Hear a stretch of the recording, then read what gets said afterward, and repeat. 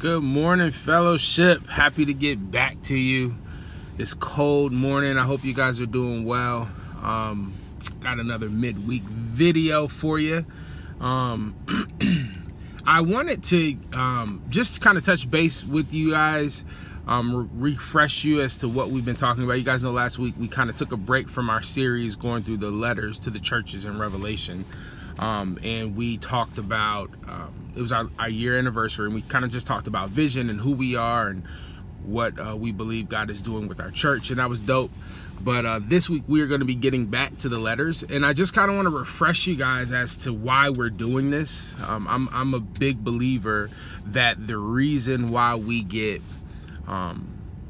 7 letters to those 7 cities in Revelation, in a book that proclaims, you know, we are blessed when we read it, is because this is something that Jesus wants us to hear. Obviously he wants to hear he wants us to hear all of his word, but I think he's highlighting and saying something is special about this book, Revelation.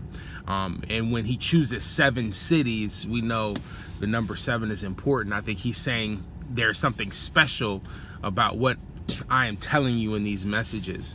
And so I think it's very important, and I won't go back into it all, but I believe that we have these letters to these churches, and Jesus is appearing to us in this way because he is giving us a blueprint of what the struggle is going to look like for the church, and not just in that time, but in our time as well.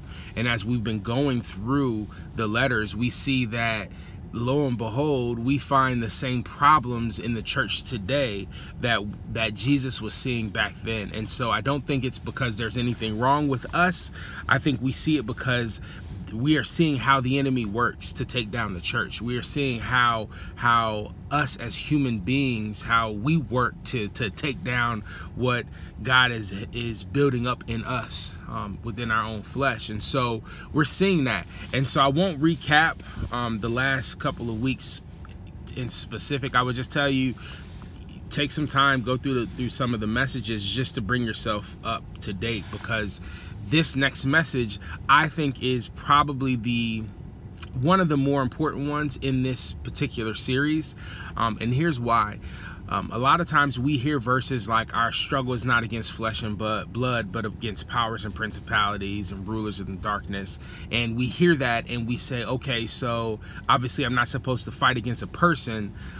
There is an enemy out there. And that's great. And that is the meaning of that. But when Jesus says our struggle is against powers and principalities, we don't have to leave it at oh, okay, we have an enemy we have to fight. We can I believe he actually gives us knowledge as to what those powers and principalities look like and how do we actually fight those. And I believe in this next letter, we are going to get into a principality and seeing how a principality moves and how we fight against it. And so we are going to be going through what I think is one of the most ancient powers and principalities and how the enemy moves through it. And so I would encourage everyone to do everything they can to get to this particular message.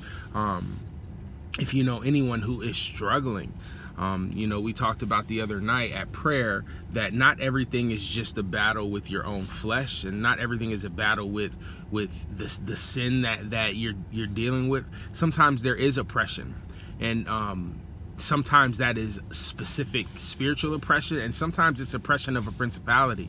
And this week we are going to be going into what does that oppression of a principality look like and how do we fight it. And so I won't say more than that. I know this is a video that doesn't give you a whole lot of challenge and encouragement. This is more so just an encouragement for you to do what you can to focus in on this up and coming message, because I think that this may be the most helpful for us in our spiritual journey.